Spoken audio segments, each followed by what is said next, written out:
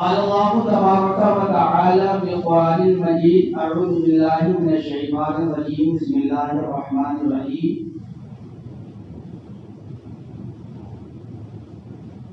إنا أرسلناك شاهدا ومبشرا ونذيرا لتؤمنوا بالله ورسوله وتعزروه وتوقروه وتسبحوه بكرة وأصيلا. اعوذ باللہ صدق اللہ العلی العظیم.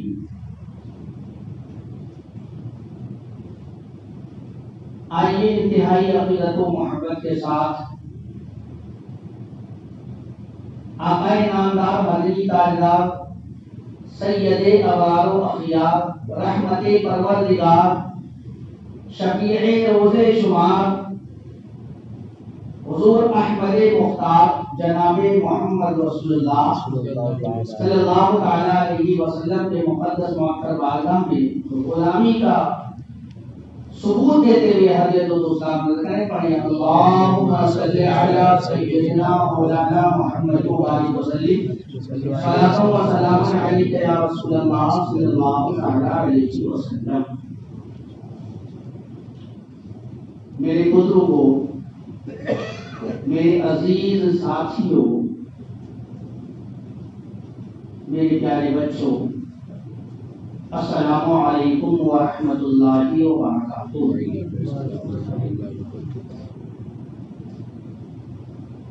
میری جانب سے اور اس مسجد کے تمام ذمہ داران کی جانب سے آپ سب کو عید میلاد النبی کی بہت بہت مبارکبادی پیش کرتا ہوں.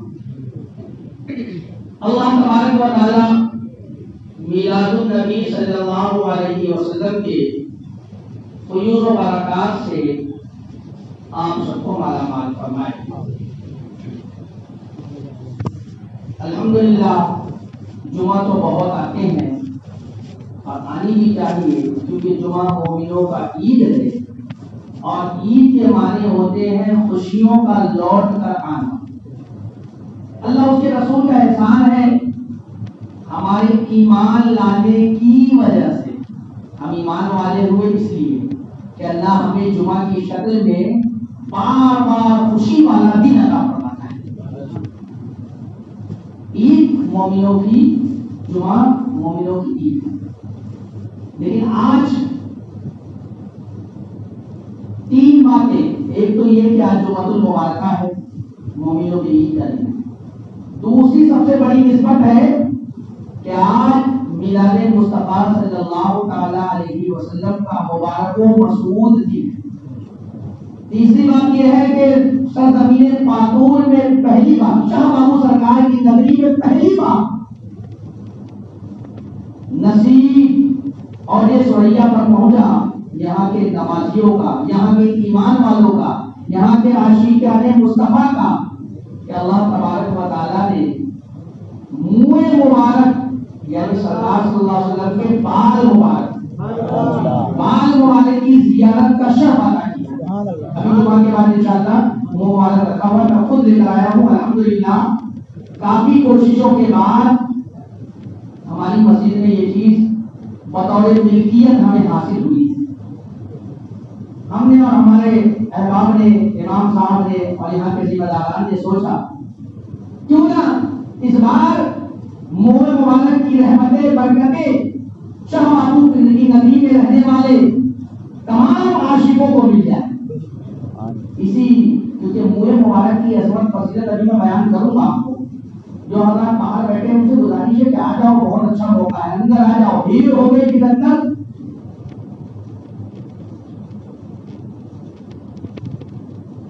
ہو گئی تو پھر بعد میں جگہ اندر ملے گی نہیں. آؤ، الحمدللہ موہ مبارک رکھا ہوا ہے، اس کی برکتیں حاصل کرو. یہ موہ مبارک عام چیز نہیں ہے، بس اعلیٰ حضرت سرکار کے ایک شعر سے اپنی بات شروع کرو کہ عقل والا تیرے جلوے کا تماشا دیکھے. عقل والا تیرے جلوے کا تماشا دیکھے، دی گئے کوڑ کو کیا ہے نظر اور کیا دیکھے. اور علامہ اقبال نے کہا کہ بے خبر کود پڑا، بے خبر کود پڑا، کہاں کودا بے خبر کود پڑا آتش نمرود میں عشق، عقل ابھی محو تماشائے لب بام ہے۔ کیا مطلب کہ جب حضرت ابراہیم علیہ السلام کو نارے نمرود میں ڈالا جا رہا تھا، حضرت جبریل ابھی فضا کے مکی تشریف لانے کے بعد کہنے لگے یا ابراہیم خلیل اللہ علیہ السلام فرمائے آپ کی کوئی مدد ہو تو میں مدد کر دوں، آپ کی فریاد اللہ کی بارگاہ میں پیش کر دوں۔ تو حضرت ابراہیم خلیل اللہ نے جو ایمانی اور استقامت والا جواب دیا تھا اسے سنے اور ہم سب اپنے اندر استقامت پیدا کرے۔ حضرت ابراہیم خلیل اللہ علیہ السلام نے کہا اے جبرائیل بے شک تو سدرہ کا مکی ہے، اے جبرائیل بے شک تو وہی آنے والا مکمل فرشتہ ہے، اے جبرائیل بے شک تو فرشتوں کا سردار ہے، لیکن سن میرا رب انہیں جانتا ہے میرا رب جلیل کہ آپ میں پڑتا ہے، اب اس کا خلیل میرا رب جان رہا ہے، میرا رب انتظام فرما دے گا۔ عزیزان محترم، تو عقل والے چیزاں رہ جاتے ہیں اور عشق والے منزل پار کر دیتے ہیں۔ ہم سب عشق والے، ہم لوگ عشق والے ہیں نا، عشق نہیں تو کچھ نہیں۔ نماز کا حکم یا ایھا الذین آمنوا، اے ایمان والو نماز پڑھو، روزہ رکھو، زکات دو۔ درود پاک پڑھنے کی بات آئی تو اللہ نے فرمایا یا ایھا الذین آمنوا صلوا علیہ وسلموا تسلیما۔ سب کو سلام درود پڑھنے کا کی اجازت ہے نہیں ہے کیا؟ نہیں، میں کہوں گا تو کہیں گے آپ اگر مولانا ہے تو ہی بول دیجیے۔ قرآن کی آیت اور اس کا سلیس ترجمہ، ستھرا ترجمہ، صاف ترجمہ، نہ اس میں کوئی چیز ایڈ کیا جائے نہ اسے کچھ نکالا جائے، سیدھا سرل ترجمہ کر کے آپ اس بات کو سمجھیں کہ سلام کون پڑھتا ہے، درود کون پڑھتا ہے، تو اس کے لیے بھی نصیب چاہیے، کیونکہ اللہ نے پہلے ہی قید لگا دی یا ایھا الذین آمنوا، اے ایمان والو تم بھی اپنے مصطفیٰ پر درود بھیجو اور سلام بھیجو جیسا کہ پڑھنے کا حق ہے۔ پتہ چلا کہ دونوں سلام سب کا نصیب نہیں ہے، سب کا نصیب نہیں ہے، اس کے لیے بھی نصیب اونچا لانا پڑتا ہے۔ شاہ بابو سے محبت کریں گے تو ہی سلام پڑھنے کی توفیق ملے گی۔ شاہ بابو سے محبت ایسا نہیں کہ یوز اینڈ تھرو استعمال کرو پھینک دو، اس سے نہیں چلے گا۔ شاہ بابو سرکار کی چوکھٹ پہ بہت لوگ آتے، بے شمار آتے، ہندوستان میں اچھے اچھے لوگ آتے، چیزوں کو بھوت پکڑ لے تو بھاگتے آتے، کوئی پریشان ہوا تو بھاگتے آتے، ضرورت ہوئی تو برابر آتے، لیکن جو عاشق ہوتا ہے وہ ضرورت نہیں دیکھتا، یہ دیکھتا ہے کہ اللہ تیرا شکر ہے کہ ہماری رہنمائی کے لیے، ہماری مشکل کشائی کے لیے تو نے اپنے مقبول بندے شاہ بابو کو بہادر میں رکھا ہے، اس کی چوکھٹ پر جاؤں گا تو میری دعا قبول کرنے کا۔ سبحان اللہ۔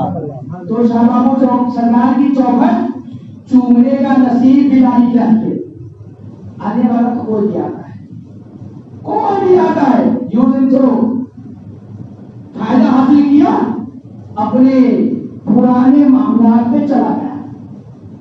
عزیزان محترم، آج میلاد مصطفیٰ ہے اور میلاد مصطفیٰ کا ثبوت اور میلاد منانے کا ثبوت آج کا نہیں ہے۔ یہ اور بات ہے کہ کچھ لوگ آ چکے ہیں تو ان کو لگتا ہے کہ نیا نیا کام، یہ بریلوی لوگ، یہ سنی لوگ نیا نیا کام کرتے ہیں۔ نیا نہیں، پرانا یہی ہے، تم نئی باتیں کر کے تم کو نیا پن لگتا ہے، کیونکہ تم نے کبھی تالاب میں پوٹی لگائی نہیں، تالاب میں ہوتے تو پانی کا اندازہ ہوتا۔ تم نے تو ہمیشہ کبھی نبی کے ریت پر تو کبھی نبی کے اختیار پر تو کبھی ولیوں کے لاچاری پر تم نے اپنے ناپاک زبان کو کھولا ہے کہ اللہ کے ولی اختیار والے نہیں ہوتے، نبی مختار نہیں ہوتا، علم غیب والا نہیں ہوتا، اس طریقے کا عقیدہ تم نے پھیلایا، ورنہ میرے رب نے میرے مصطفیٰ کو اس وقت پیدا کیا جب کچھ نہیں تھا، ایسے ویسے نہیں پیدا کیا، پوری دنیا کی جان بنا کر پیدا کیا۔ جان کس کو کہتے ہیں؟ آپ کو جان کس کو کہتے ہیں؟ آپ کی جان نکال دی جائے تو آپ اس کام پہ رہو گے؟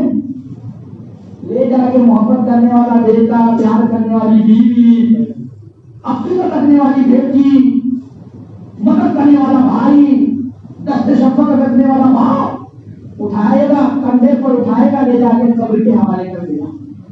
جان گئی، جسم کی اہمیت ختم ہے نا، ختم ہو جاتی ہے.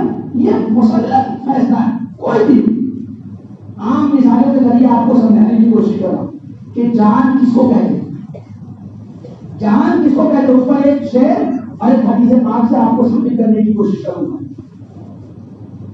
جان کس کو کہتے ہیں؟ ہمارے جسم میں جان ہے، جب تک سچے ہمارا سمان ہے. جان ختم، سمان ختم. جان ہے تو کوئی نہیں کہے حضرت حضرت حضرت، آگے سے پیچھے سے حضرت حضرت، ابا ہے تو ابا ابا ابا. جان ختم تو سب ختم ہے نا. عام فیصلہ ہے، جان ختم تو سب ختم.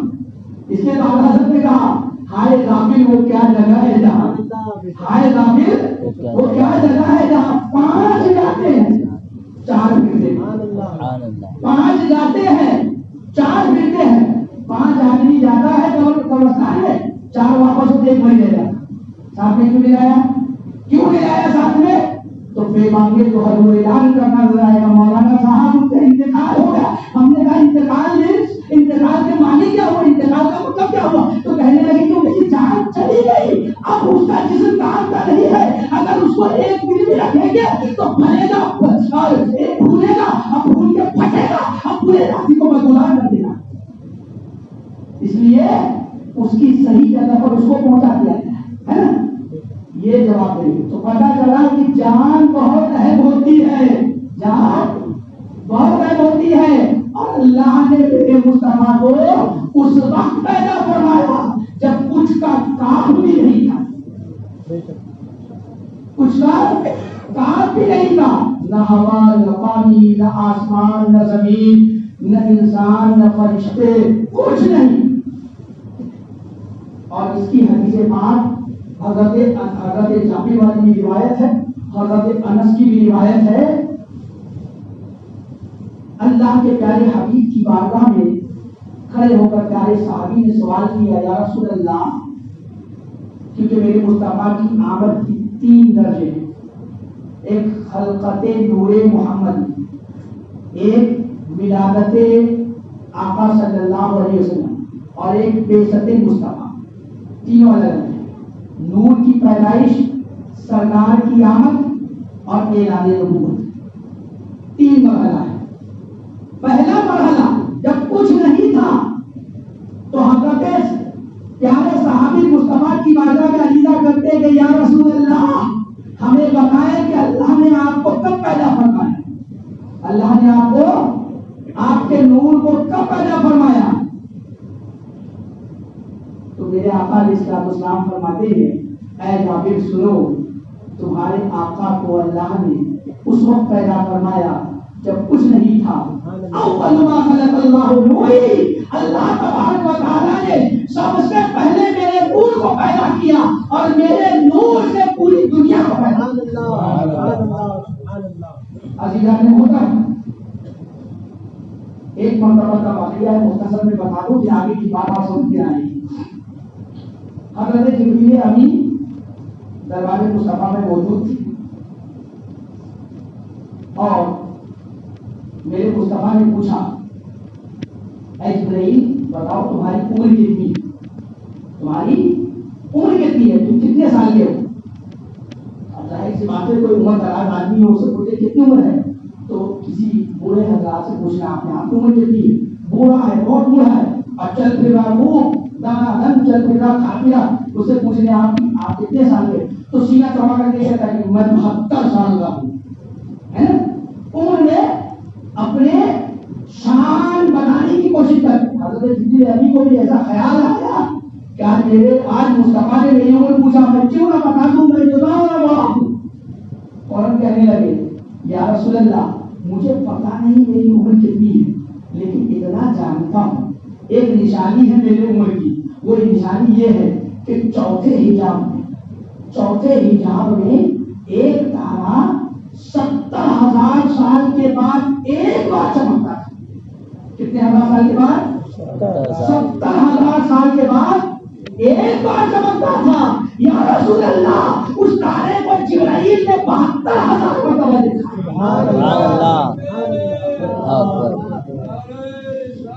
یا رسول اللہ 72,000 مرتبہ اس تارے کو دکھا.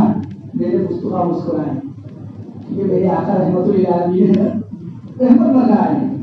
آقا کی مسکراہٹ کو دیکھ کے کتنے ایسے کفار مکہ ہے جو کلمہ پڑھ رہے. میرے آقا مسکرائے. اور کام کی بات کر رہا ہوں، آپ میری طرف توجہ دیں. میرے مصطفیٰ مسکرائے. کہا ہے جبرائیل تمہاری عمر اتنی ہے کہ چوتھے حجاب میں ایک تارا 70,000 سال کے بعد چمکتا تھا، تم نے انہیں 72,000 مرتبہ دیکھا. کہا ہاں یا رسول اللہ میری عمر اتنی ہے. میرے مصطفیٰ فوراً مسکراتے ہوئے گویا ہوئے اور کہہ اٹھے اے جبرائیل سن، وہ تارا کوئی اور نہیں تیرا محبوب محمد رسول اللہ ہی تھا. سبحان اللہ. کچھ نہیں تھا اس وقت بھی میرے مصطفیٰ تھے، ہے نا. ایک حدیث پاک آپ نے حدیث پاک کی روشنی میں سن لیا کہ سب سے پہلے اللہ نے اپنے نور سے اپنے محبوب کے نور کو پیدا کیا، پھر اس نور سے کل خلائق من نوری، پھر میرے نور سے اللہ نے کل کائنات کو پیدا کیا. اب میرے مصطفیٰ کو اللہ نے جان بنا کے پیدا کیا. جان کی بھی کچھ تفصیل آپ نے سن لیا کہ جان کی اہمیت کیا ہوتی ہے. آج کچھ لوگ نبی کا کلمہ پڑھتے ہیں. ابھی سنیں گے آپ حدیث پاک. آج میں نے پورے حدیث پاک قرآن پاک کی آیتیں نہیں بتایا. حدیث پاک قرآن پاک سے ہی اپنے علاقے کو سیراب کرنے کی کوشش کروں کہ جو عام آدمی کے بعد ایک عام آدمی آگے کہتا ہے ایسا ہے ویسا ہے، یہ ہے یہ نہیں تھا، یہ کیسے ہوا، وہ نہیں تھا وہ کیسے ہوا، یہ الجھانے والی کوشش تو کرتے ہیں. ان کے لیے یہ دلیل لے کے جا رہا ہوں. آپ نے دلیل اپنے پاس رکھ لینا اور اگر آگے پیچھے ہو تو بہت لوگ مجھے پہچانتے، میرا نمبر لینا، فون پہ ان سے بات کروا دینا، میں انشاءاللہ مکمل جواب دینے کی کوشش کروں گا. ہمارے ایمان پر، ہمارے ارکان پر، ہماری عقیدت پر، ہماری محبت پر، ہمارے عشق پر کسی کو اختیار نہیں ہے کہ مصطفیٰ سے ہم عشق کریں اور ہمارے عشق پر کوئی اعتراض کرے. عزیزہ محترم، میرے مصطفیٰ کو اللہ نے پوری کائنات کی جان بنا کر پیدا کیا. پوری کائنات کی جان بنا کر پیدا کیا. اس لیے تو بریلی کا امام کہہ اٹھا، تاجدار بریلی امام عشق و محبت کہہ اٹھے کہ لوگوں سنو، وہ جو نہ تھے تو کچھ نہ تھا، وہ جو نہ تھے تو کچھ نہ تھا، وہ جو نہ تھے تو کچھ نہ تھا. جان ہے وہ جہان کی، جان ہے وہ جہان. اور اس سے پتا چلا کہ مصطفیٰ جہان کی جان ہے. مصطفیٰ نہ ہوں گے تو جہان کہاں سے ہوگا. ایک عام آدمی کے جسم میں جان نہ ہو تو وہ رہنے کے لائق نہیں. مصطفیٰ کو رب نے جان بنا کر پیدا کیا، جان نہ ہو تو جہان کہاں سے ہوگی. پتا یہ چلا میرے مصطفیٰ زندہ ہے، میرے مصطفیٰ زندہ ہے اور مدینہ شریف سے پوری دنیا کے غلاموں کی خبر رکھتے ہیں. مسلک اعلی حضرت سرکار کی آمد، مرحبا سردار کی آمد، جشن عید میلاد النبی. اور یہی عقیدہ بنی کہ پیغام نے دیا کہ تم سے کوئی پوچھے کہ مصطفیٰ ہے نا. کچھ لوگ گندے عقیدے پھیلاتے اور اپنی نمازوں کا، اپنی چپوں کا، خطبوں کا، اپنی داڑھی کا، ٹوپی کا، اس کا بہانہ دے کر لوگوں کو بہکانے کی کوشش کرتے. انہیں یہ آج وہ لوگ بھی سیرت مصطفیٰ منانے چلے جو مخالفت کرتے تھے، وہ سیرت مصطفیٰ کی محفلیں کرنا شروع کر دیے. اللہ کی پناہ، اللہ انہیں ہدایت دے. ہمارا کسی سے کوئی ذاتی جھگڑا نہیں. ہم تو چاہتے ہیں کہ تم توبہ کر لو، توبہ کر لو.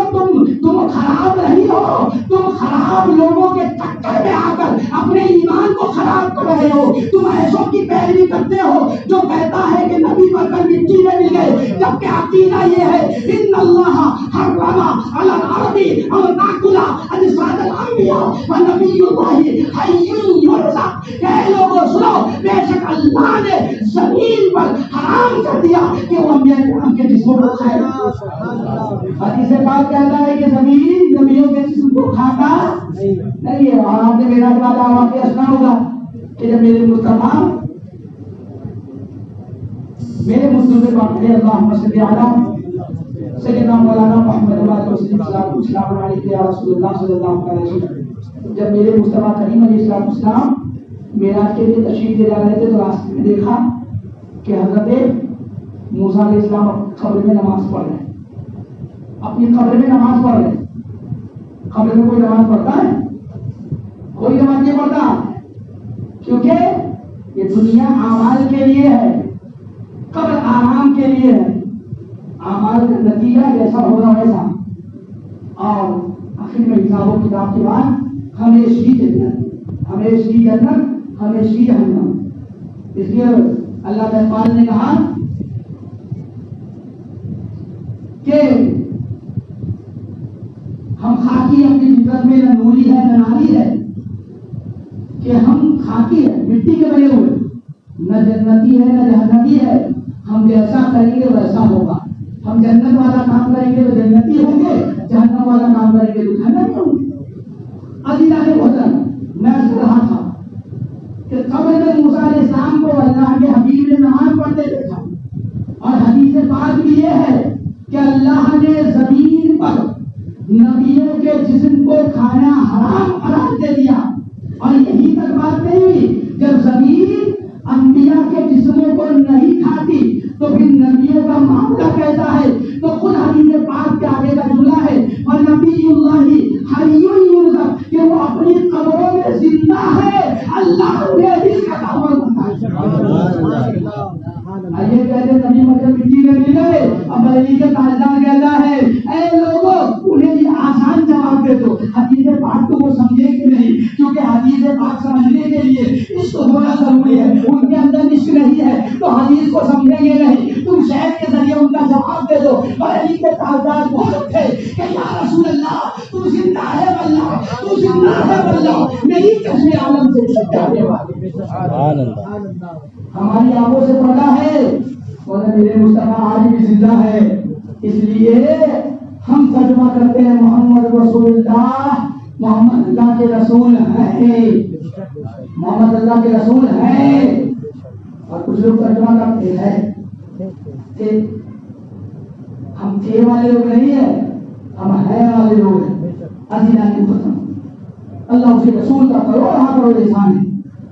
اللہ تبارک و تعالیٰ نے ہمیں مصطفیٰ جان محمد صلی اللہ علیہ وسلم کا سچا غلام بنایا. عزیزان محترم، درود پاک سنائے، آگے کی بات سناؤں. اللہم صلی علی سیدنا مولانا محمد وعلی وسلم، صلاۃ و سلام علیک یا رسول اللہ صلی اللہ علیہ وسلم. اے محبوب، بے شک ہم نے آپ کو شاہد، گواہ، مبشر، خوشخبری سنانے والا، نذیر، کرانے والا بنا کر بھیجا. یہ قرآن پاک کی وہ آیت کا ترجمہ جس کو میں نے خطبے کے بعد آپ کے سامنے پڑھا ہے. لتؤمنوا، تاکہ تم ایمان لے آؤ. لتؤمنوا باللہ ورسولہ، تم ایمان لے آؤ اللہ اس کے رسول پر. وتعزروہ وتوقروہ، اور ان کی عزت، ان کی تعظیم بجا لاؤ، ان کی عظمت بجا لاؤ. وتسبحوہ بکرۃ واصیلا، اور صبح شام اللہ تبارک و تعالیٰ کی حمد و ثنا بیان کرو. یہ مفہومی ترجمہ آپ کو سنا دیا. عزیزان محترم، آپ کو یہ بھی معلوم ہو گیا کہ میرے مصطفیٰ زندہ ہیں. آپ کو یہ بھی معلوم ہو گیا کہ میرے مصطفیٰ پورے جہان کی جان ہے، اور جان ہے تو جہان ہے.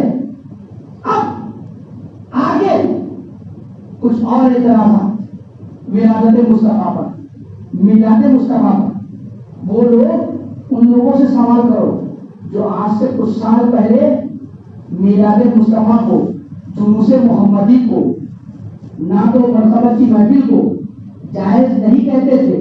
وہ لوگ تو سیرت مصطفیٰ کی محفل منانا شروع کر دیے میلاد مصطفیٰ کے موقع پر. کیوں ہے؟ الہام ہو گیا. کہاں سے خبر آ گئی تمہارے؟ ابھی تک تو تم منکر تھے، اچانک تمہارے اندر میں داڑھی آ گئی اور تم سیرت مصطفیٰ کی محفلیں سجا رہے. یہ تمہارا کام نہیں ہے. اگر تم یہ کرنا چاہتے ہو تو سچے دل سے توبہ کر لو، اپنے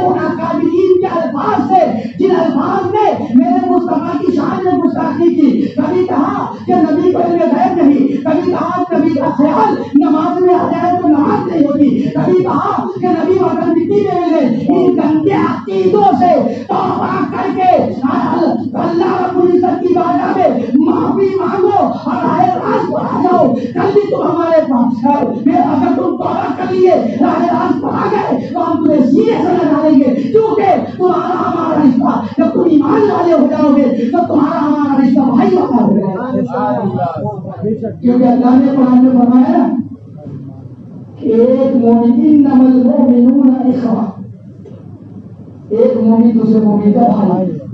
تو مومن بن جاؤ ہمارے بنا لیں گے, مومن ہی نہیں ہے تو بھائی کہاں سے ہوگی؟ پہلے مومن بنو پھر بھائی, تم جو کہو گے وہ مانیں گے. پہلے مومن بنو, کیونکہ مومنوں کو یہ تمغہ ملا ہے کہ مومن ہی نماز پڑھیں گے تو ان کی قبول ہے, مومن ہی درود پڑھیں گے تو ان کی قبول ہے. تم ایمان والے نہیں ہو کیونکہ ایمان تم نے ضائع کر لیا اللہ اس کے رسول کی گستاخیاں کر کے. عزیزان محترم, اب میلاد مصطفیٰ پر اعتراضات ہوتے ہیں کہ ولادت کا معاملہ یہ دیکھو اعلیٰ حضرت نے فتح رضویہ میں کیا لکھا. تو اعلیٰ حضرت نے فتح رضویہ میں لکھا ہے تو فتح رضویہ کو سمجھنے کے لیے بھی تمہیں عشق رسول چاہیے, کیونکہ لکھنے والا سچا عاشق رسول تھا. جو عاشق ہوتا ہے وہی عاشق کو سمجھتا ہے. تمہارے اندر عشق رسول نہیں ہے تو اعلیٰ حضرت کے فتوے کو سمجھ نہیں سکتے. سنو, محقق علی الاطلاق شیخ عبدالحق محدث دہلوی جو ہندوستان کے پہلے محدث ہیں, انہوں نے رضو النور شریف پر جو لکھا ہے اسے سنو اور اپنے آپ کو راہ راست پر لانے کی کوشش کرو. اس ہندوستان میں اگر کسی کو حدیث ملی ہے نا تو یہ صدقہ محدث دہلوی حضرت عبدالحق محدث دہلوی کا کرم ہے. ہندوستان کے پہلے محدث حضرت عبدالحق محدث دہلوی ہیں, مسلمان. انہوں نے کئی کتابوں کا حوالہ دے کر, یہاں تک کہ تاریخ طبری اٹھا کر دیکھو, یہاں تک کہ البدایہ والنہایہ اٹھا کر دیکھو, یہ ساری کتابوں میں واضح طور پر لکھا ہے. کیونکہ اگر میں اعلیٰ حضرت کا قول تمہارے سامنے رکھوں گا تو تم کہو گے یہ رضا خانی لوگ ہے. اگر تم کو غوث اعظم کا قول بتاؤں گا تو تم کہو گے کہ یہ بڑے پیر کے ماننے والے لوگ ایسے مانتے. اب ان کی بات سنو جن کی حدیث پاک سن کر تم بھی اپنے آپ کو عمل کرنے کی کوشش کرتے ہو. تاریخ طبری اٹھاؤ, البدایہ والنہایہ اٹھاؤ, سیرت مصطفیٰ کی کتاب میں ایسی بہت ساری کتابیں ہیں, اور کتابوں کو اٹھاؤ. البدایہ والنہایہ اور تاریخ طبری نے واضح طور پر لکھا ہے. عبدالحق محدث دہلوی نے بھی اس کو بیان کیا ہے کہ آقا علیہ الصلوۃ والسلام کی ولادت عام الفیل یعنی ہاتھی والوں کا واقعہ آپ نے سنا ہوگا. ہاتھی والوں کا واقعہ کہ جب ابرہہ نے لشکر لے کر ہاتھیوں کا خانہ کعبہ پر حملہ کرنے کی کوشش کیا تو اللہ تبارک و تعالیٰ نے ابابیل کے لشکروں سے اس کو اس کے ہاتھیوں کو ہلاک و برباد کر دیا تھا. یہ واقعہ قرآن پاک میں حضرت کیف فعل ربک باصحاب الفیل پوری سورۃ پاک اس واقعے پر نازل ہے کہ ہاتھی والے تباہ و برباد ہو گئے. کس سے؟ ابابیل کے چوٹ کے اندر ایک ایسا بھاری پتھر تھا, وہ پتھر پر ہر اس کافر کا ہر اس کا نام لکھا ہوا تھا, اس کے سر پہ پکا تھا اور وہیں پر ہلاک و تباہ ہو جاتا تھا. ہاتھی والا واقعہ جس سال ہوا اسی سال حضرت عبدالحق محدث دہلوی لکھتے ہیں کہ اسی سال ہاتھی والے واقعہ جو ہوا اسی سال 12 ربیع النور شریف کو اللہ کے پیارے حبیب اس خاکدان گیتی پر آمنہ کے بقر پاک سے دنیا میں تشریف لائے. عزیزان محترم, اب اگر کوئی تم سے کہے کہ 12 وفات مناتے ہو, کہنا عقل کے اندھے مرنے والوں کا غم مناتے. اچھا تو تھوڑی دیر کے لیے مان ہمارے آنکھوں سے مصطفیٰ پردہ کرنا, ظاہری آنکھوں سے پردہ کرنا, ہمارا عقیدہ ہے کہ مصطفیٰ زندہ ہے. اب تھوڑی دیر میں مان لیو کہ تمہارے قول کے مطابق کہ 12 ربیع النور وہ مصطفیٰ کی تاریخ ولادت نہیں، تاریخ وصال یعنی مرنے کی تاریخ ہے، وفات کی تاریخ ہے۔ تو سوگ تم کہتے ہو ہم اسلام ہم مسلمان ہیں، تمہارا قول ہے ہم مسلمان ہیں، تو مسلمان کے اندر سوگ منانے کی اجازت کتنے دن بتاؤ؟ شریعت نے کتنے دن سوگ منانے کی اجازت دی ہے؟ صرف 3 دن۔ صرف 3 دن سے زیادہ سوگ منانا جائز نہیں ہے۔ اگر بات کچھ لوگوں میں کافی چیزوں گوشت نہیں کھاتے، نیا کپڑا نہیں پہنتے، یہ سب جاہلانہ والے ہیں، شریعت کا اس سے کوئی تعلق نہیں۔ ہاں اگر مرنے والا شوہر اس دنیا سے گیا تو اس کی بیوی کو 4 مہینہ 10 دن تک عدت میں رہنا، کیوں؟ اگر میری شریعت کا مسئلہ ہے سوگ منانا 3 دن، جس کو ہم تیجا کہتے ہیں، اس سے زیادہ سوگ منانے کی اجازت نہیں۔ تو اب یہ نیا پیدرا کہاں سے لایا کہ 1500 سال کے بعد بھی مصطفیٰ کے وفات کا ماتم ہم رہے؟ 1500 سال ہو گئے نا، 1500 سال کے بعد بھی ہم وفات رہے ہیں۔ عزیزان محترم، یہ سراسر دھوکہ دینے والی پالیسی ہے۔ ان پالیسیوں کو سننا نہیں، ان پالیسیوں کو پر غور کرنے کی ضرورت نہیں ہے۔ کیوں کہ ہم لوگ زندہ ہیں اور زندہ نبی کے ماننے والے ہیں۔ جب مومن کی شان یہ ہے کہ مومن جب دنیا سے جاتا ہے تو مومن موت کا مزہ چکھتا ہے، مومن مرتا نہیں ہے۔ اس لیے تو پڑھنے کے خاندان نے کل نفس ذائقۃ الموت کا ترجمہ مرنا نہیں لکھا بلکہ لکھا ہر نفس کو موت کا مزہ چکھنا ہے۔ اور چکھنے میں اور مرنے میں فرق ہے، فرق کو سمجھو۔ چکھنے میں اور کھانے میں اور چکھنے میں فرق ہے کہ چکھا کیسے؟ آپ لگائے زبان کو چکھنے، مزہ ٹیسٹ کرنے کے لیے، اور کھانا ایسا بنا ہے نا، چکھنا اسی کو کہتے ہیں ہمارے عام فہم لوگوں کی زبان میں، چکھنا کہتے ہیں کہ ہم ٹیسٹ لیں۔ تو پتا چلا کہ مومن مرتا نہیں ہے، مومن موت کا مزہ لیتا ہے، مومن چکھتا ہے۔ اور مرے گا بھی کیوں؟ کیونکہ جس مصطفیٰ پر اس نے پوری زندگی دودھ و شراب بھیجا، اس مصطفیٰ کے دیدار کو جا رہا ہے، تو مومن مرے گا کیسے؟ سبحان اللہ۔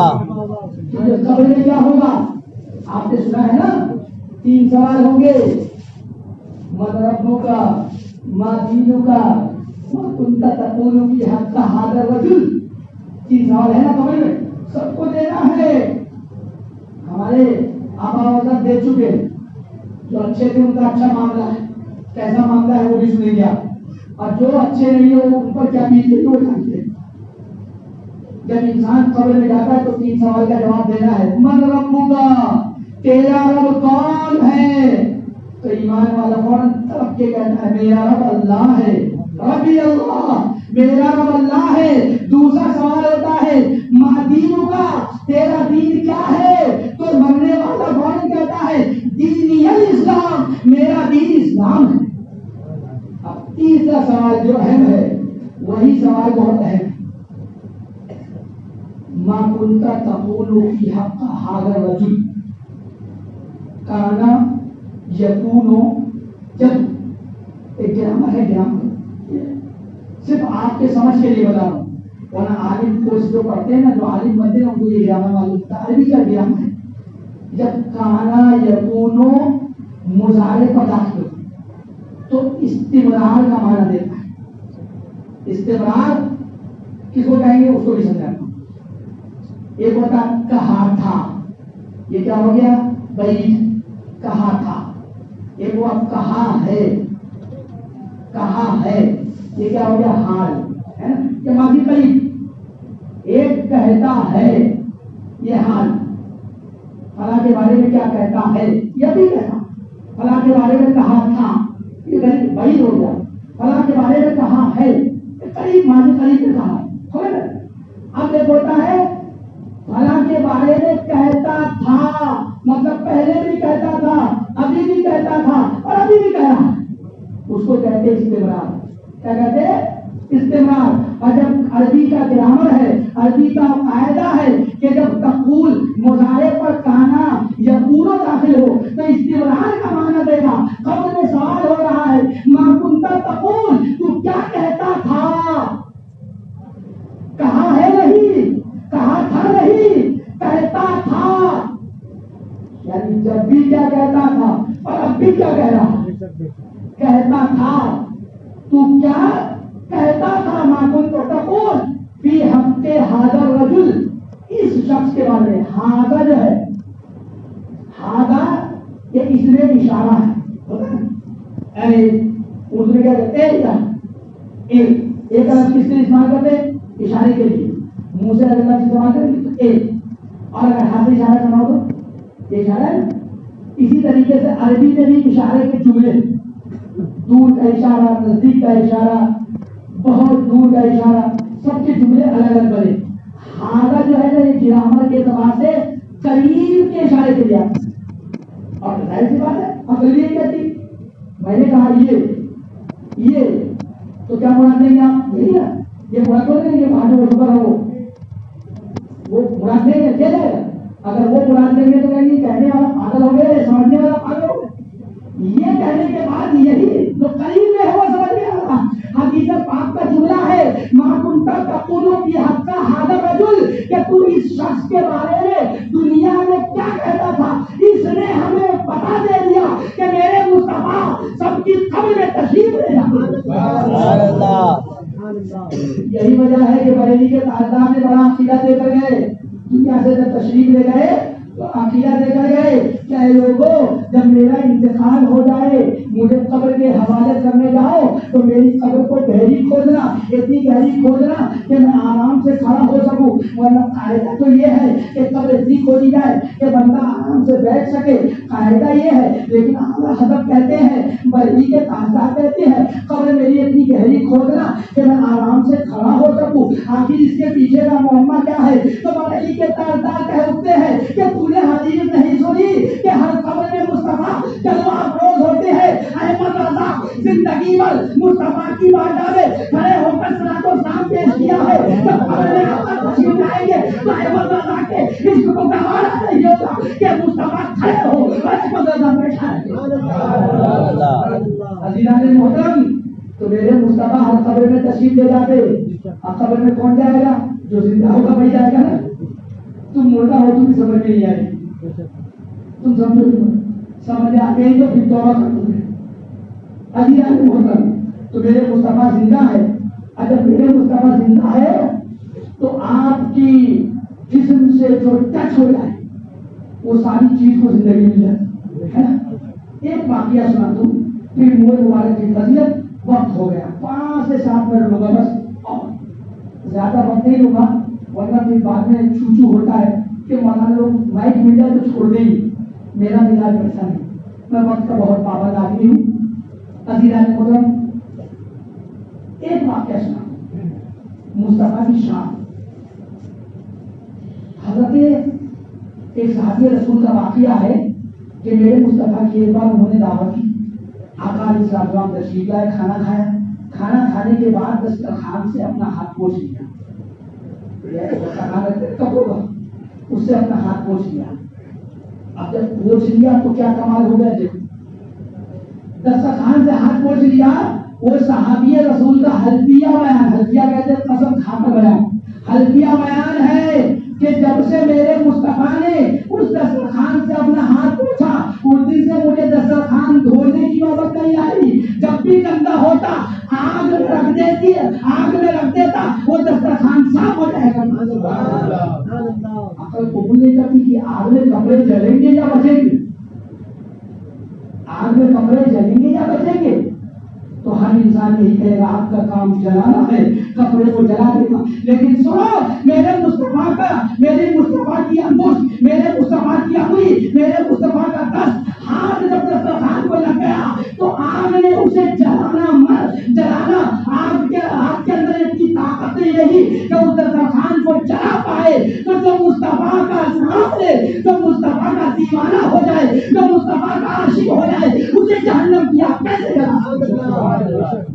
اس لیے عشق مصطفیٰ پیدا کرو. یہی سبق دیا ہے علامہ اقبال نے کہ محمد کی محبت دین حق کی شرط اول ہے. محمد کی محبت دین حق کی شرط اول ہے. اسی میں ہو اگر خامی تو سب کچھ نامکمل ہے. اور کی محمد سے وفا تو نے تو ہم تیرے ہیں، کی محمد سے وفا تو نے تو ہم تیرے ہیں. یہ جہاں کیا چیز ہے، لوح و قلم تیرے ہیں. پتا چلا کہ محمد رسول اللہ کی محبت عین ایمان ہے، بغیر محبت رسول کی کچھ نہیں ہوگا۔ تو اب جس کپڑے کو ہاتھ لگ جائے، جس گلی سے مصطفیٰ گزر جائے، جس جگہ قدم رکھ دے، جس چیز کا حکم فرما دے وہ ہو جائے۔ اور آج کچھ لوگوں کے دماغ میں خلل آیا کہ یہ 1500 سال بعد نیا طریقہ منہ مبارک کہاں سے؟ تو سن، یہ نیا نہیں ہے، ہمارا عقیدہ صحابی والا ہے، ہمارا عقیدہ وہابی والا نہیں ہے، ہمارا عقیدہ صحابی والا ہے۔ اور صحابی کا عقیدہ کیا تھا؟ تو دو ہی واقعہ سناؤں گا، ہو جائے گا، پھر انشاءاللہ آئندہ پھر سناؤں گا۔ ٹھیک ہے، ابھی جلوس محمدی پیر کے دن، بادو شریف میں پیر کے دن ہے، اور منگل کے دن پھر دیوی میدان میں ایک بہترین پروگرام اور ملک مبارک کی زیارت محاوی کرنی چاہیے۔ عزیزان محترم، اور آج بھی پروگرام ہے، کبھی پروگراموں کا دور چل رہا ہے، بگاہے آپ کے گوشت گزار یہ حقیق فقیر کرنے کی کوشش کرے گا۔ منہ مبارک کے اوپر دو حدیثیں پائیں، ایک حضرت ام سلمہ والی اور ایک سیف اللہ، حضرت سیف اللہ، سیف کہتے ہیں تلوار کو، اور ایک صحابی رسول ہے جن کا لقب پڑا ہے سیف اللہ، اللہ کی تلوار، یہ سب مانتے ہیں۔ اور ان کا نام تھا حضرت خالد بن ولید۔ عزیزان محترم، ایک جنگ کے موقع، غزوہ تبوک کا واقعہ ہے، ایک جنگ کے موقع پر حضرت خالد بن ولید جنگ لڑ رہے تھے۔ نستورہ پہلوان جو اپنے وقت کا بہت بڑا پہلوان تھا، جس کی دھاک اتنی تھی کہ کوئی اس کے مقابلے کے لیے آتا نہیں تھا، نستورہ پہلوان سے حضرت خالد بن ولید کی جنگ ہوئی۔ نستورہ مقابلے میں آیا، نستورہ سامنے آیا، دیکھنے والوں نے اپنی آنکھوں سے دیکھا کہ نستورہ غالب ہو گیا، یعنی عنقریب حضرت خالد بن ولید شہید ہو جاتے تھے، نستورہ غالب آ گیا۔ حضرت خالد بن ولید اپنے آپ کو سنبھالنے میں آپ کے سر سے ٹوپی کی گئی، ٹوپی کی تو آپ غالب ہونے، مغلوب ہونے کے بعد جب میدان جنگ میں کشتی کے میدان میں دو آدمی سامنے ہو اور ایک پہلوان دوسرے پہلوان پر غالب آ جائے اور دوسرا پہلوان بجائے اس کے ضرب کا، اس کے پینترے کا مقابلہ جواب دینے کے بجائے اگر دوسری چیز ڈھونڈنے لگے تو تعجب کی بات ہے نا۔ نستورہ غالب آ گیا، حضرت خالد بن ولید کے سر سے ٹوپی گری، حضرت خالد بن ولید بے چین ہو گئے اور اسی وقت چلا کر کہتے ہے کوئی جو میری ٹوپی میرے حوالے کر دے۔ اور ایک شخص بڑھے اور ٹوپی اٹھا کر حضرت خالد بن ولید کو دیا اور اپنے سر پہ حضرت خالد بن ولید نے اس ٹوپی کو اپنے سر پہ رکھا اور پل بھر میں اس ٹوپی کی برکت اتنی ہوئی کہ اسی وقت نستورہ پہلوان ڈھیر ہو گیا، بس یہ جہنم ہوا۔ حضرت خالد بن ولید نے ایک پل میں اس کا کام تمام کر دیا۔ سب تعجب کرنے لگے کہ ٹوپی پہننا اور ایسا واقعہ ہو جانا، یہ تو تعجب کی بات ہے۔ عزیزان محترم، حضرت خالد بن ولید نے وہی جواب دیا جو جواب ہم عاشقوں کا ہوتا ہے اور یہی جواب ہونی چاہیے۔ حضرت خالد بن ولید نے کہا، جنہیں سید اللہ کہا جاتا ہے، کہ لوگوں سنو، وہ ٹوپی اور ٹوپی نہیں تھی، اس ٹوپی کے اندر میں نے سرکار اقدس صلی اللہ علیہ وسلم کے پیشانی کا بال سل کے رکھا تھا، اور جتنی جنگیں ہوئی، جن جنگوں میں مجھے کامیابی ملی، اسی بال مبارک کی برکت تھی کہ کبھی دشمن مجھ پر حاوی نہیں ہوا۔ آج تک ٹوپی سر کے نیچے گئی، نستورہ حاوی ہوا، ٹوپی پہنا، نستورہ غالب مغلوب ہوا اور فوراً اسے قتل کر دیا۔ یہ میرا کمال نہیں ہے، میرے سر پہ جو ٹوپی ہے، ٹوپی کے اندر جو بال مبارک ہے، منہ مبارک، اس کا کمال ہے کہ کوئی دشمن مجھ پر حاوی نہیں ہوتا۔ اس لیے ہم سنی کہتے ہیں ہم سنی تڑپ کے کہتے ہیں صحابی والا عقیدہ لے کر کہ ہمیں غم نہیں ہوگا کیونکہ ہمارے سامنے منہ مبارک ہے، اس کی برکتوں سے ساری بلاؤں سے ہم دور ہو جائیں گے۔ یہ تو جنگ کی بات ہے۔ تو کہنے والے کہہ سکتے مولانا تم جنگ کرنے کہاں جاتے ہو؟ جنگ کرنے جاتے ہو؟ جنگ کرنے جاؤ گے تو ٹوپی رکھے تو بھی نماز سے لینا، جنگ کرنے جاؤ گے نہیں۔ تو دوسرا مختصر واقعہ وقت ہو گیا حضرت ام سلمہ کہ منہ مبارک کی برکتیں کیا کیا ہے۔ یہ بخاری شریف کی حدیث سے واقعہ، کچھ لوگ کہتے ہیں حدیث سے کہاں ہے، وہ حدیث سے بتا، بخاری شریف کی حدیث سے بات ہے۔ اور حضرت ام سلمہ فرماتی ہے کہ محلے میں اگر کوئی بیمار ہو جاتا تو اپنی کٹوری لے کر آتا اور اس کٹوری میں پانی تھی، وہ پانی اس کو پلاتے وہ اچھا ہو جاتا۔ سوال ہوا کٹوری میں کمال یا ام سلمہ میں کمال؟ حضرت ام سلمہ میں کمال، آخر کون سا وظیفہ؟ تو حضرت ام سلمہ فرماتی ہے کہ میرے پاس چاندی کا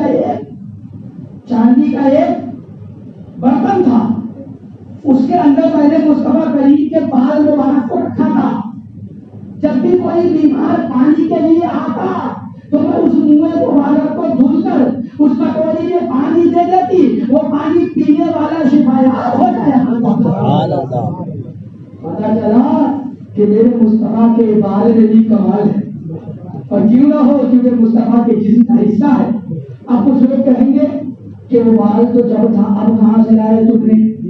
تو عقل کے اندر نبی کو زندہ مان لو تمہیں ساری بات سمجھ آ جائے گی۔ یہ بال کا کمال یہ ہے کہ 1500 سال پہلے مصطفیٰ کے جسم سے یہ بال الگ ہوا، آج پوری دنیا میں جو پھیلا ہے، پوری دنیا میں جو پہنچا ہے، اس کا کمال یہ ہے کہ ہمیشہ اس بال میں برکت ہوتی ہے، اس میں شاخیں نکلتی ہیں۔ دیکھنا ہو تو کبھی آ جانا، بولا دکھا دوں گا، شاخ دکھا دوں گا۔ ابھی ایک اور مبارک جو ہم نے ساتھ میں لایا، ترکی سے منگوایا تھا، ترکی سے منگوایا منہ مبارک۔ تو منہ مبارک کو اگر کمال دیکھنا ہو تو دیکھنا، میں آپ کو بتاؤں گا۔ اکولا میں ہمارے ایک دوست حاجی امین صاحب، ان کو بھی ایک منہ مبارک ملا، ایک منہ مبارک مجھے ملا۔ ان کے گھر پہ جو منہ مبارک ہے اس کی زیارت میں نے بھی کیا تھا میرا نبی کے موقع پر، میں اس نے اپنی آنکھوں سے دیکھا شاخیں نکلی ہوئی، لایا تھا ایک تھا، اس نے دیکھا کہ ایک دال ٹوٹ گئی۔ میرے مصطفیٰ زندہ ہے، مان لو، ابھی بھی اپنے عقل پر زور دے کر مان لو، میرے مصطفیٰ کے بال کا یہ کمال ہے کہ اس میں شاخیں پھوٹے، تو میرے مصطفیٰ کا کمال کیا ہوگا؟ ہمارا عقیدہ یہ ہے کہ میرے مصطفیٰ ہمارے اندر، ہمارے دلوں میں ہمیشہ موجود ہے، اور یہ قرآن عقیدہ ہے۔ النبی اولیٰ بالمؤمنین انفسہم، کہ لوگوں نبی تمہاری جانوں سے زیادہ قریب ہے۔ عزیزان محترم، وقت ہو گیا، منہ مبارک آپ خوش نصیب ہے کہ منہ مبارک آپ کے سامنے ہے۔ جمعہ کی نماز کے بعد آپ زیارت کریں۔ ہمارے اکابر و اسلاف، ہمارے بزرگان دین کا طریقہ رہا ہے کہ منہ مبارک کو سامنے رکھتے تھے اور تمہیں مانگتے تھے۔ اب میرا خود کا طریقہ ہے، میرے گھر میں تھا 2-3 مہینہ انتظام رکھنے کا انتظام کر رہے تھے، گھر میں تھا، میں مسجد میں، ہماری مسجد میں منہ مبارک رکھا ہوا۔ جب بھی میں پریشان ہوتا ہوں، ذہن آ جاتی ہے، ذہن کام نہیں کرتا، میں چلے جاتا ہوں منہ مبارک کے پاس اور بیٹھ کے تنہائی میں درود شریف پڑھتا ہوں۔ قسم خدا کی جب اٹھنے سے پہلے اللہ وہ میری مشکل کو حل کر دیتا ہے اور مجھے خوشی بھی آتی ہے۔ سبحان اللہ۔ مجھے مبارک میں بہت کمال ہے، اس لیے کوئی جانا مت، یہ مت سوچنا کہ آپ کھیتی سوکھی رہ جائے گی، یہ مت سوچنا دکان دیر سے کھلے گی، یہ سوچو گے تو کہ جو سویا سو کھویا، سب چھوڑ دو، مصطفیٰ کے منہ مبارک کی زیارت کے لیے ایک لائن بنا کے ادب کے ساتھ، کیونکہ قرآن میں ہے یا ایھا الذین آمنوا لا ترفعوا اصواتکم فوق صوت النبی، کہ ایمان والو اپنی آواز کو نبی کی آواز پر بلند مت کرو۔ مطلب یہ کہ نبی کا منہ مبارک ہے، یہاں پر चीखा पुकार नहीं करना है। एक तो अल्लाह का घर है, दूसरा मुँह मुबारक है, दोनों की अजमत को बाहर रखना है। अपनी जबानों पर दूसरे का कभी रखे और जियारत करते हुए दिल में जो तमन्ना है, जो दुआएं है, बीमार है तो शिफा के लिए, बेरोजगार है तो रोजी के लिए, परेशान है तो परेशानी से दूरी के लिए, कर्ज में डूबा है तो कर्ज की अदायगी के लिए, बेघर है तो घर के लिए, घर वाला है तो बरकत के लिए, औलाद नहीं है तो औलाद के लिए, रिश्ते नहीं होते तो रिश्ते के लिए, जो मकसद है तुम्हारा सारे मकसदों के लिए दुआएं करना। पहला मकसद ये रखना कि अल्लाह मुझे सब मेरी नस्लों को सच्चा पक्का आशिक रसूल बना दे। सुभान अल्लाह। दुआएं करना, दुआएं मांगना और फिर ज़ियारत करते हुए जुम्मा की नमाज़ के बाद फौरन उसके बाद खाली होगी, ज़ियारत से पहले फातिहा हो जाएगी और फातिहा करते ज़ियारत करेंगे, तबरुक लेंगे हाथ में और अपने घरों को तबरुक लेकर जा सकते हैं, अपने बच्चों को सबको खिलाएं। और अगर किसी को गुस्से का पानी होना तो अभी नहीं आया हुआ है, आप मुझसे कॉन्टेक्ट करें इंशाल्लाह। साल में एक बार हम लोग गुस्ल देते हैं, उसको आगे समझ से गुस्ल देते हैं। लाया नहीं मैंने, जब भी होना तो अगले सफर में इंशाल्लाह पानी भी लेके आऊंगा साथ में। सब अपने अपने इंतजाम से आना और पानी भी लेके जाना, क्योंकि सहाबिया का अकीदा था कि बीमार को पानी दे तो शिफा मिल जाए। तो हम सहाबी वाला अकीदा लेकर जाएंगे कि अपने बीमारों को पानी पिलाएंगे और शिफा याबी की दुआ करेंगे। अल्लाह तबारक व तआला हम सबको अमल की तौफीक अता फरमाए। काफी मुबारकबाद है इस मस्जिद के जिम्मेदार बिल्कुल हमारे इमाम साहब और हमारा बच्चा हुसैन वगैरह, इसकी काफी कोशिश है, जिसने जहन दिया।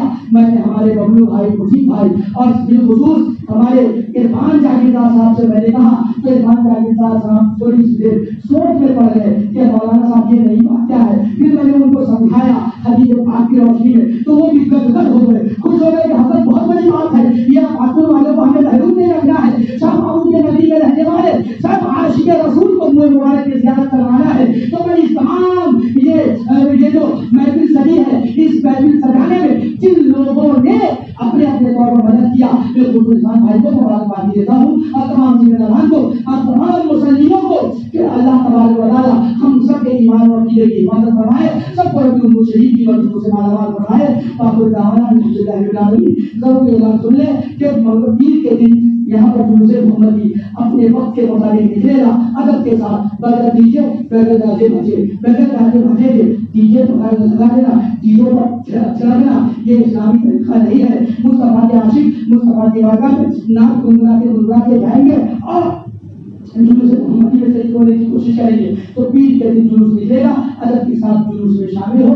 अल्हम्दुलिल्लाह जमात मुस्तफा पाकुर की जानिब से भी जुलूस में इंतजाम किया जाएगा, आप उसमें भी शामिल हो। और उसके अलावा मजीद पीर मंगल के लिए एक बहुत बड़ा कदम उठाया गया है और मैं तो चाहता हूँ कि जितनी मस्जिद है यहाँ पर हर इमाम को एक कदम उठानी चाहिए कि पीछे साथ ही मैं बतौर जज मैं आया था।